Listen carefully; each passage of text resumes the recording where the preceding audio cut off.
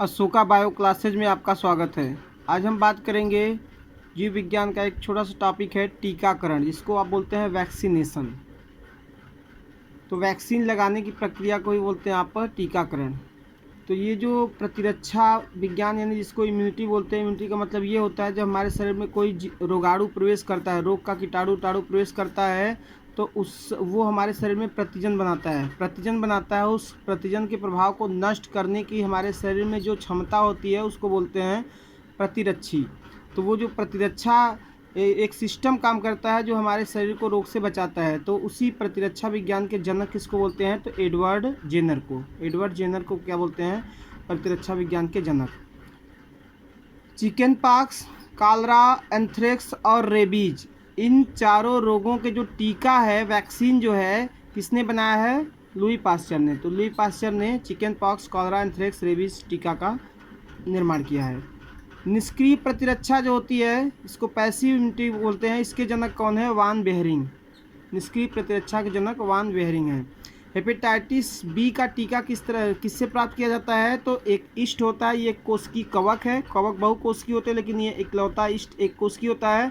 और किस इष्ट से? ट्रांसजेनिक, जिसमें रूपांतरित किया गया है जेनेटिक इंजीनियरिंग द्वारा, जीन अभियांत्रिकी द्वारा रूपांतरित इष्ट से प्राप्त किया जाता है। क्या है? हेपेटाइटिस बी का टीका।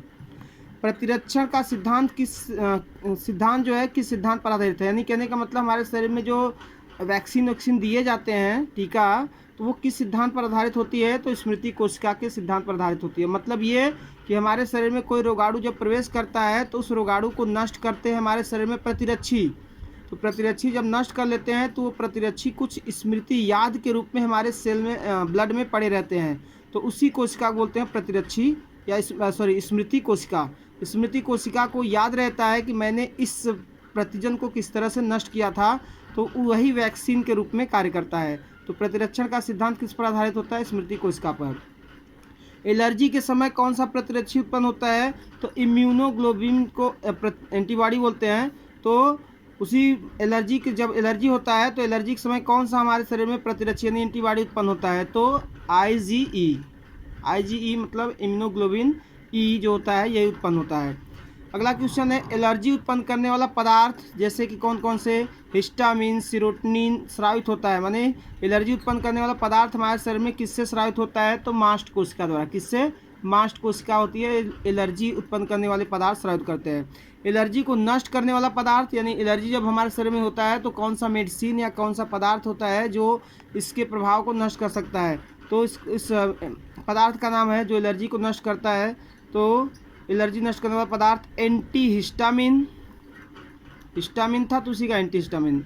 एड्रेनिल और सीरोटिन ये जो होती हैं ये एलर्जी को नष्ट करते हैं। आइए बात करते हैं जो वैक्सीन होता है, टीका होता है, वो कितने प्रकार का होता है? तो वैक्सीन जो होते हैं, वैक्सीन 4 प्रकार के होते हैं। प्राकृतिक या जीवित टीका। जीवित टीका या प्राकृतिक टीका से मतलब होता है ऐसा टीका जो क्या होता है कि जीवित जीवाणुओं या विषाणुओं द्वारा तैयार किया जाता है। दूसरा है मृत टीका, ऐसा वैक्सीन जो क्या है मरे हुए जीवाणुओं द्वारा तैयार किया जाता है। और तीसरा जीवाणु या विषाणुओं द्वारा उत्पन्न जो विषैला पदार्थ होता है उस विषैले पदार्थ से वैक्सीन तैयार किया जाता है तो उसको बोलते हैं टॉक्सॉइड वैक्सीन। और चौथा है पुनर्योजित प्रतिजन टीका, यानी कि ये जो होता है जेनेटिक इंजीनियरिंग जीन अभियांत्रिकी द्वारा तैयार किया जाता है। तो बात करते हैं पहले टीके की टाइप की। तो प्राकृतिक मतलब आप समझ सकते हैं कि इसमें किसी तरह का छेड़खानी नहीं किया जाएगा, जैसा है वैसा ही। लेकिन जो जीवित प्राकृतिक या जीवित टीका यानी कि इसमें जो रोगाणु होंगे, जीवाणु विषाणु, उनकी क्षमता जो रोग उत्पन्न करने की क्षमता, उस क्षमता को कम करके जो हमारे शरीर में प्रवेश कराते हैं तो वही क्या होता है आपका प्राकृतिक या जीवित टीका। इसका कौन कौन सा टीका बनाया जाता है इस तरह से?